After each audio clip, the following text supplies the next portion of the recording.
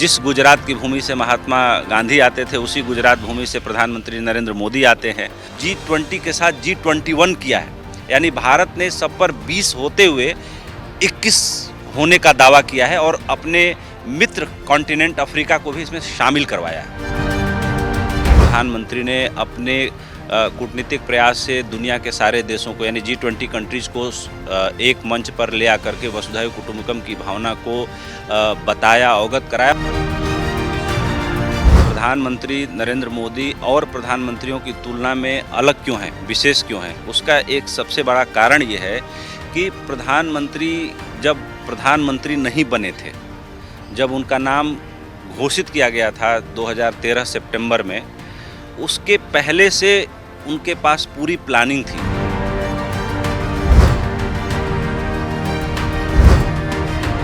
भारत की जो आध्यात्मिक शक्ति है, भारत जो सोने की चिड़िया था, भारत एक दुनिया के देशों में सबसे महानतम देश था और विश्वगुरु था, तो भारत को फिर से विश्वगुरु बनाना है, इसका ब्लूप्रिंट उनके पास था पहले से।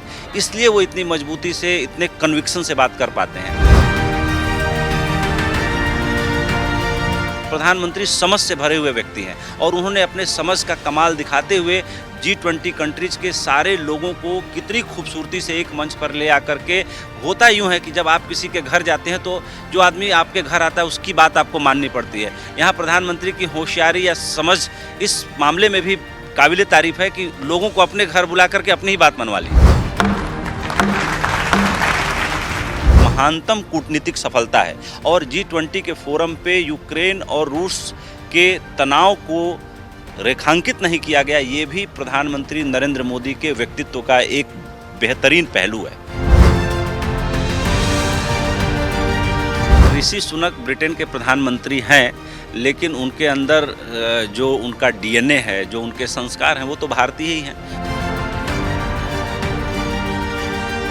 जब ये पहले ही दिन डिक्लेरेशन हुआ, सबकी सहमति बनी, तो क्या ये चाइना को एक तरह से मुंहतोड़ जवाब भी है? इस बात पर बहुत कम लोगों ने बात की। मुंहतोड़ जवाब से ज़्यादा बड़ा जवाब है। प्रधानमंत्री नरेंद्र मोदी निश्चित रूप से वैश्विक नेता पहले भी थे, उन्होंने जो 9 साल में काम किया है, लेकिन जो इस G20 की प्रेसिडेंसी शिप में जो उन्होंने रिजॉल्व दिया है पूरी दुनिया को, और जो वसुधैव कुटुंबकम को लेकर के जो चाइना का था कि भाई ये UN के चार्टर में नहीं, इसको बदला जाए, और उसके बाद जिस तरीके से प्रधानमंत्री ने अपने कूटनीतिक प्रयास से दुनिया के सारे देशों को यानी G20 कंट्रीज़ को एक मंच पर ले आकर के वसुधैव कुटुंबकम की भावना को बताया, अवगत कराया। और मैं यहाँ पे आज एक और विशेष बात कहना चाहूँगा कि जो भारत की स्पिरिचुअल और आध्यात्मिक ताकत है, उसको प्रधानमंत्री ने बहुत हद तक पूरी दुनिया के सामने नैरेट करने की कोशिश की है, बताने की कोशिश की है।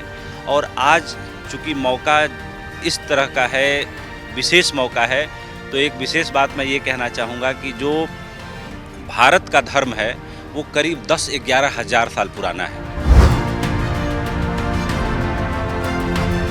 भारत में जो रामकृष्ण की परंपरा थी या बुद्ध महावीर की परंपरा थी, वो परंपरा मोक्ष की बात करती है, वसुधैव कुटुंबकम की बात करती है। सबको जो वसुधैव कुटुंबकम है और प्रधानमंत्री की जो थीम है कि समावेशी विकास हो, इंक्लूजन की बात वो करते हैं, सस्टेनेबल डेवलपमेंट की बात करते हैं।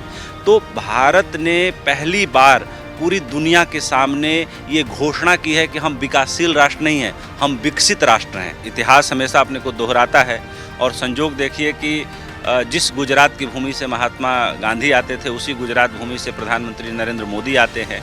और अफ्रीका के साथ जो भारत का एक अभी जो ब्रिक्स समिट थी, प्रधानमंत्री वहां गए थे, और अफ्रीका के साथ जो भारत की पार्टनरशिप रही है, जो रिलेशन रहा है। और एक और बात है कि भारत के अन्य राज्यों की तुलना में, जो मैंने अपने रिपोर्टिंग के करियर में मुझे साउथ अफ्रीका जाने का मौका मिला 2-3 बार, तो मैंने ये देखा है कि जो गुजरात है वो वहाँ के लोग अफ्रीका के हर देशों में बसे हुए हैं और बहुत समृद्ध लोग हैं। वो अफ्रीका की इकॉनमी में बहुत बड़ा सहयोग करते हैं। तो कहीं ना कहीं अफ्रीका और भारत के पश्चिम तट पे बसे राज्य गुजरात का भी एक अलग कनेक्शन है।